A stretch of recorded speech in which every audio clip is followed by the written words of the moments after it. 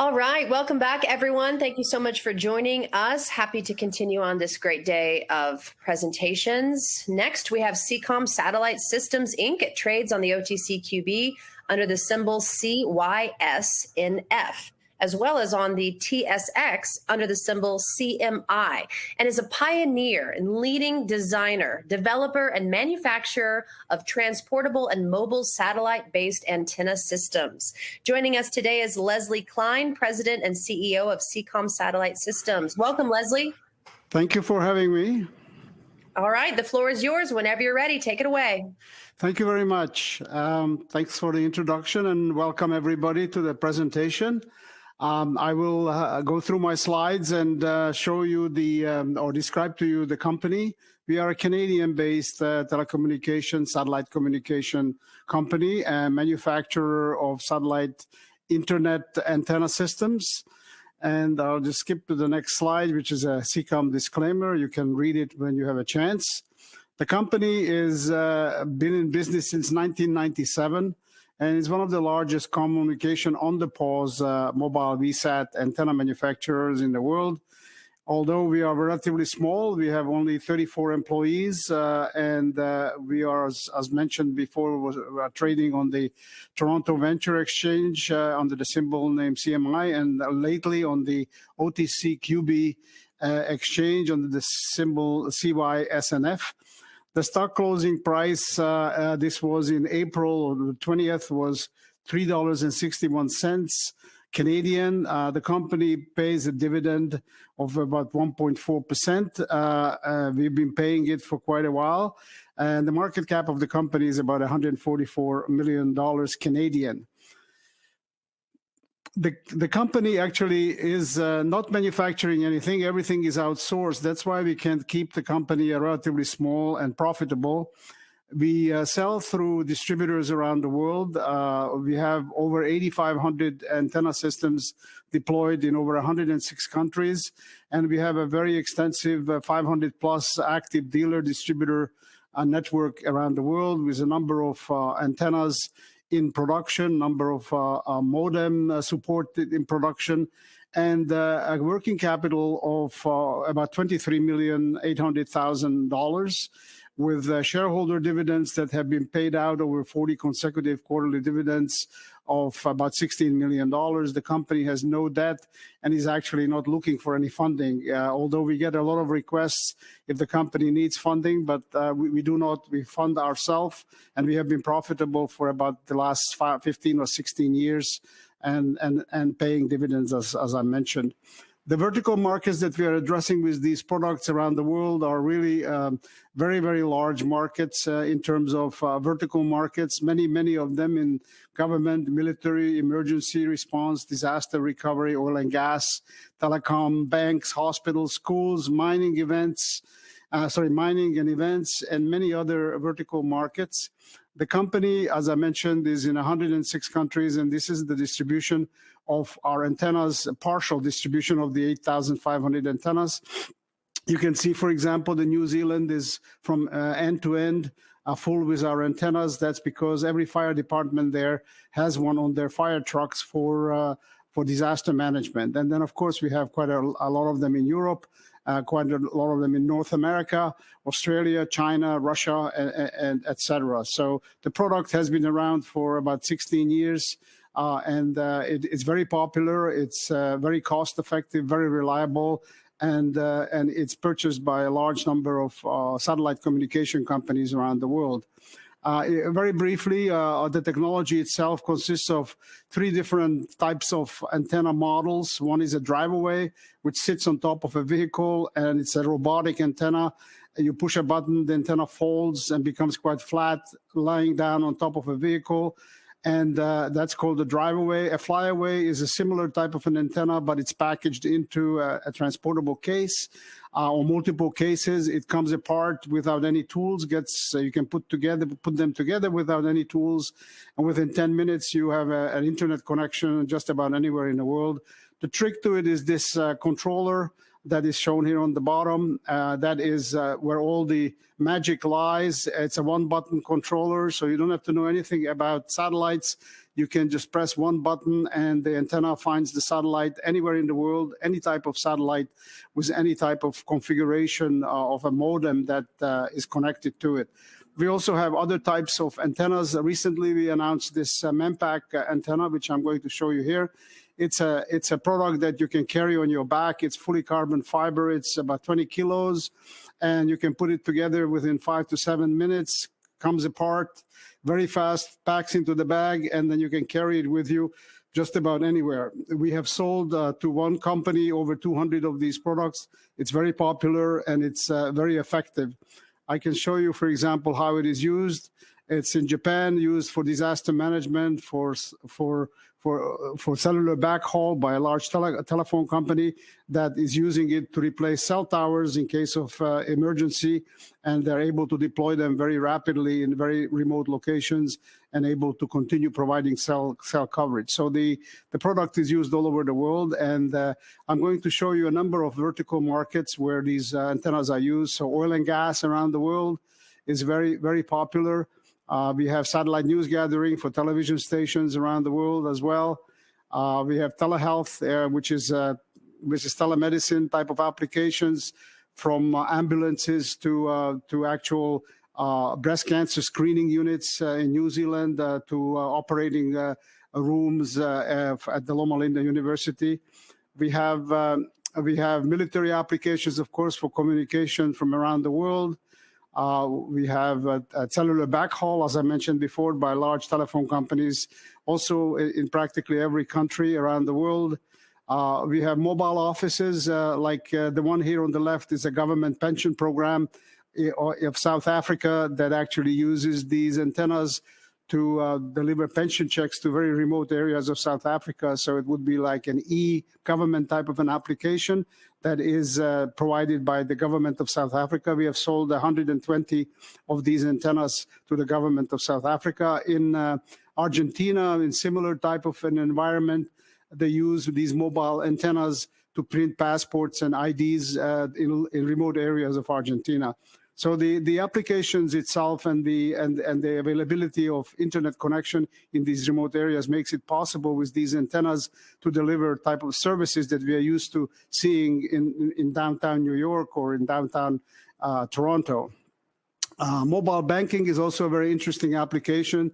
These vehicles are banks, ATM machines on wheels, and some of them provide cash, like some of them down here on the bottom. Others are only used to charge cell phones with cash, which is very common in Africa, where people are using cell phones to purchase anything, the way we would buy them with credit cards here. And the antenna systems are connected to the bank and make it possible for the banks to provide this type of a commercial application to their customers in a particular country, like like Africa or in Germany and many other places around the world.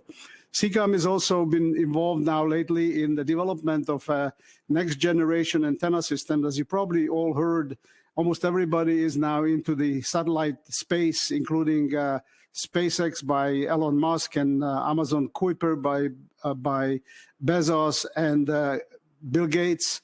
All of them are, including the government of the United Kingdom, all of them are building satellites, spending billions of dollars to launch low Earth orbit satellites to attract the other 3.5 billion customers around the world who have no access to internet. CCOM has started developing a technology, an antenna technology that is designed to work with these satellites, and it is an electronically steered antenna system that makes it possible to track satellites in low Earth orbit, which are going to be in the thousands. For example, the Amazon Kuiper will be a 3,236 satellite constellation, and SpaceX wants over 12,000 satellites, and also OneWeb is putting up close to 1,000 or over 1,000 satellites. Presently, there is over 2,600 satellites in low Earth orbit already, and this is going to jump by 4 or 5, by factor 4 or 5 in the next 3 to 4 years, because the next big push in the space will be to deliver high-speed internet connectivity in low Earth orbit. So in order to do that, you need to have an antenna that electronically follows the satellite that's constantly moving. And in order to do that, you need a completely different technology. So CCOM about 4 years ago started developing this antenna technology. As you can see, here's a Canadian quarter, and this is a small antenna module. And by combining these small antenna modules into larger antennas, you can create an electronic antenna that will track electronically without moving a satellite that is in low Earth orbit.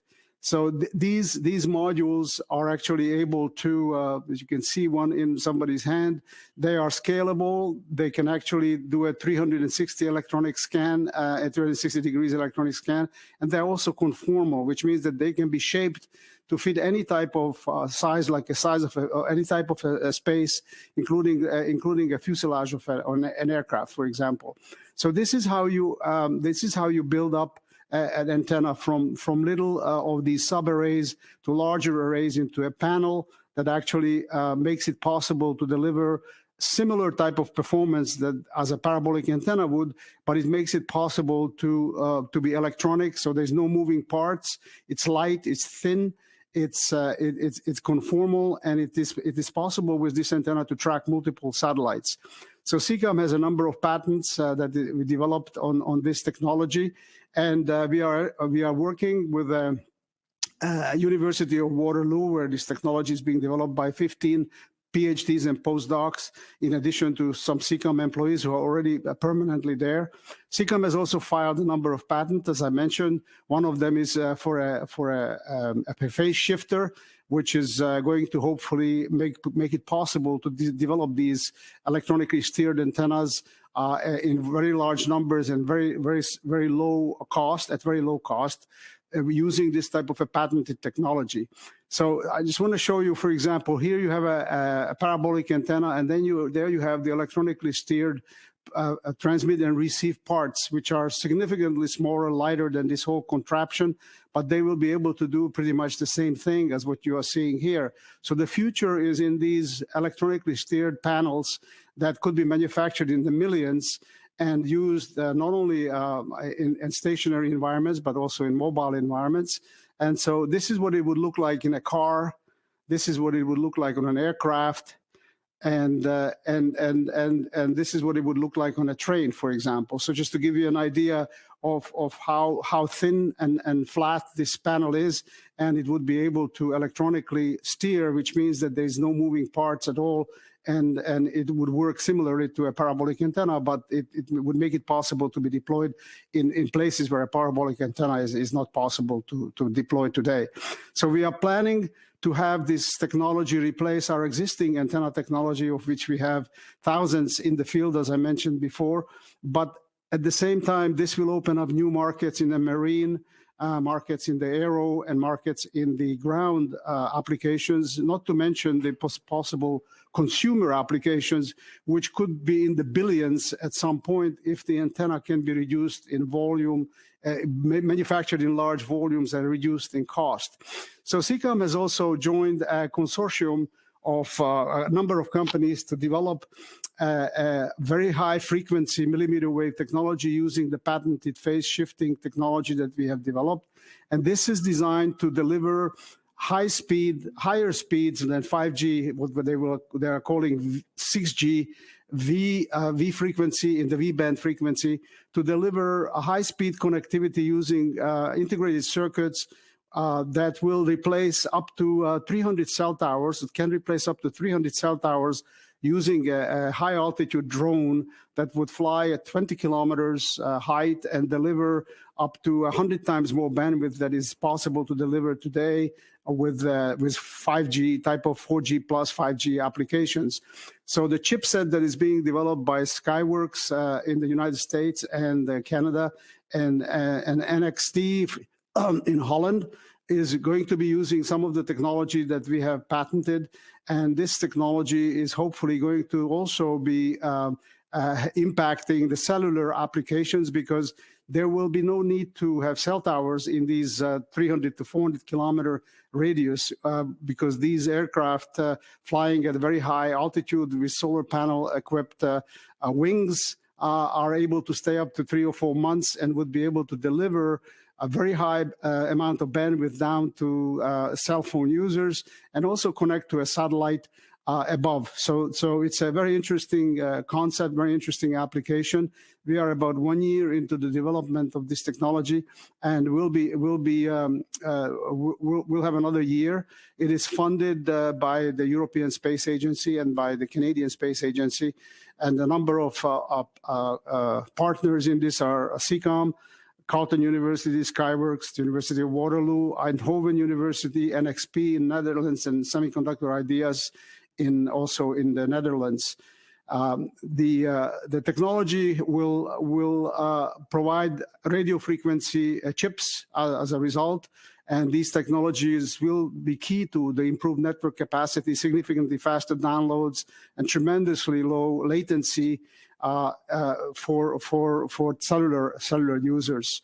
So there is also a link in here on this presentation that you can see how these HAPs would fly and how they would transmit and receive data from the ground. And it would give you an idea of what the future of cellular communication will look between, with these chipsets that will increase the speeds of existing cellular communications by up to 100 times. So this is roughly my presentation. It's very short, actually, with a lot of pictures, and there's my email address also on the bottom. If anybody wants to email me and ask me any specific questions, I'd be happy to answer any questions you have. Thank you so much, Leslie. Great presentation. We do have quite a few questions. Okay.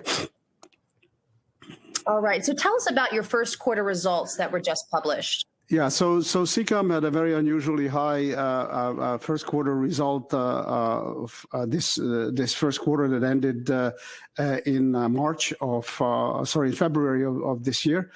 We have had a very large order of about $3.4 million worth of antennas, of those Mempac antennas that I mentioned, and as a result of it, we had an exceptionally high first quarter. Normally, our first quarters are slow, and as the year goes by, the quarters get better and better. It's a very unusual type of business where it is very unpredictable in terms of when the large orders come from. But the acceptance of these Mempacs is very high, and so we are getting a lot of orders for this product. This customer has ordered 100 last year and ordered another 100 this quarter from us. So it has been a very, very good quarter for us, and it's on our website. So people who are interested to see the numbers can see it there. Speaking of numbers, how much incremental revenue do you think your new antenna systems could generate in the next few years? Give us a projection. Well, if you look at the number of potential customers, just customers who are going to ultimately be consumer users, which we are not going to be addressing initially, but there's over 4 billion potential commercial users who have no access to internet connection. On the commercial side, we are doing sometimes up to 19 million in sales. And so I would say that on the commercial side, this antenna could triple and quadruple the number of antenna products in the first year of its availability to the company. So the company has a very large potential of licensing this technology, expanding it into markets that we are not in, like marine and aero, and also providing it to potentially with the patented technology that we are developing to the consumer market, not to mention the cellular market that we are also developing with this new high-frequency chipset. When you say you fund yourself, what do you mean? Do you mean you fund from current operations, or are the principals investing their money if need be? And if so, at what structure and valuation? The company is funding from its own resources. So we are profitable. We have, as I mentioned, $23 million of working capital. We have never borrowed money. And we are also getting quite a bit of funding from the Canadian government and from the European Space Agency and the Canadian Space Agency for these new technology developments. So we have never borrowed money for this type of development. And all of the R&D is being spent from our own resources. From the company, and the company still has cash left to pay dividends every quarter. When did you do your last public money raise, and at what valuation was that? About 23 years ago, and and it was the company raised $5 million. So that was when we went public. We have never gone back. Okay. And what percent of your market is drive-away, fly-away, et cetera? And what percent is consumer versus industrial? At the moment, almost 99% of our products go to commercial markets. We have virtually no consumer customers because the products are relatively expensive. They start in the $15,000 to $20,000 range and go up all the way to $80,000. So we don't have too many consumers who can afford this type of a technology. So most of our products go to, as I mentioned, the governments, the military, banks, and the commercial markets around the world. With the new antenna, that may change, but we are aiming to replace these parabolic antennas that we are presently manufacturing with these electronically steered antennas, and hopefully at not much of a premium, which will make it also possible for these customers to move at the same time as using these electronically steered antennas, which at the moment you have to be stationary. You stop, you push a button, you start connectivity with a satellite. When you finish, you push a button, the antenna folds, and you move on. This new antenna will make it possible for you to be on the move all the time and have connectivity all the time. So there will be a lot of applications, as I mentioned, that we are not presently serving, such as marine, aero, and also other disaster management areas where in motion, like military, for example, where in motion while you are transmitting and receiving and moving is very, very important. So there's very few products in the world that can do it at the price range and the performance range that we are developing this technology for. Are you also working on V-band opportunities for 5G and 6G for cellular markets? Yes, we are. As I mentioned before, we have this consortium that is almost halfway finished developing this technology. And this V-band technology is twice the frequency range of the Ka-band technology that we are developing, which means that you can achieve 10 to 100 times more bandwidth with this new frequency. And that will be very heavily used ultimately by cellular companies, both on the ground for cellular communication and also for transmission and reception of signals from cell towers, but also replacing cell towers using these flying drones. So who are your major competitors, and what technology do you have that is proprietary that the majors would need? Well, right now, the technology that we have is always proprietary in terms of even on the pause antennas that we have developed software over the 20 years that is very unique to CCOM in terms that it works with any satellite in the world, with almost any modem in the world. And that's why we are in 106 countries, because it's a plug and play. So it's all proprietary to CCOM. The technology that we are developing in the phased array antenna is also all CCOM owned, even though it's being developed at the university, but all of the intellectual property is owned by CCOM. The V-band frequency technology that we are going to be sharing is going to be shared by the developers of that V-band technology. And so all of this technology and the patents that CCOM has filed belong to CCOM. So has there been any infringement on your patents that you've had to enforce? And if so, by whom? There has never been an infringement on the patent. We have had some issues in China, copying some of the technology that we have developed, because we have a fairly large presence in China. We can actually outperform and outsell Chinese-made products. So a lot of the Chinese government agencies that have been buying our antennas were buying it because of reliability and technological advancements. in there. And so we have over 1,000 antennas in China alone. And then somebody tried to copy the technology, but they've given up after a while. So we have not really had any issues. We didn't sue them or anything because we knew that they will not be able to deliver the type of quality and the product that we have developed here in Canada. Well, a viewer said, congratulations on your success.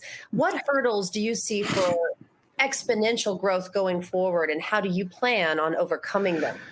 Well, the hurdles are really, there are obviously quite a number of them. We just started testing this antenna over a satellite, and we are very pleasantly surprised that out of the box it works and it delivers the results that we are expecting to deliver. And so we will be doing all of the testing this year. We hope that the product will be available next year as a product with multiple iterations this year to it. And of course, the challenge is to make sure that we can find the right partner to manufacture this antenna for us, because we are going to outsource the manufacturing of this technology, just like we outsource everything at the moment that we make. And there's a lot of interesting opportunities to work with companies that have similar synergies, and some of our resellers who are very large resellers. Some of them are very large satellite operators like Telesat, Eutelsat, Hughes, Viasat. You know, we work with all of them, and they may have vertical markets that they want to protect or develop this antenna around, and we will be very happy to work with them and make sure that we can produce a product for them that they can customize and deliver for their customer base. Well, as you know, viewers can join in on at any time. So some people have asked about the replay of this specific event, and I want everyone to know that there will be a replay, but we always post it on Twitter first. So everyone must follow @EmergingGrowthC, and it will be on YouTube as well. It's youtube.com/emerginggrowthconference. Leslie, as we finish this presentation, give us some closing remarks and let us know where we can find out more information. So anybody who is interested can contact me directly. I'll be very happy to speak with them. My email is shown on the last slide. It's lklein@c-comsat.com. Also, a lot of this information and more is on the website. It's www.c-comsat.com. There are presentations, including this one, that they are free to download. And of course, there is information on this HAPS solution, the drone solution. I welcome them to click on it and see how actually this whole technology is evolving. It's very new.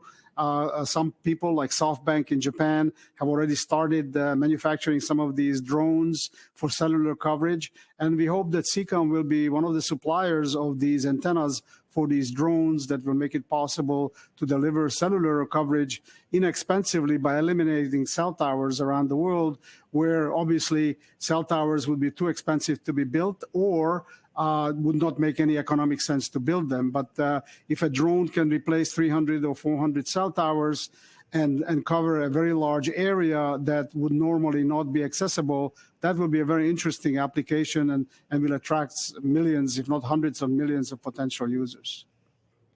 Well, fantastic technology, fantastic presentation. Thank you so much, Leslie. We really look forward to all of your updates. Thank you very much, Anne. I appreciate it. All right, everyone, it's been a great day so far.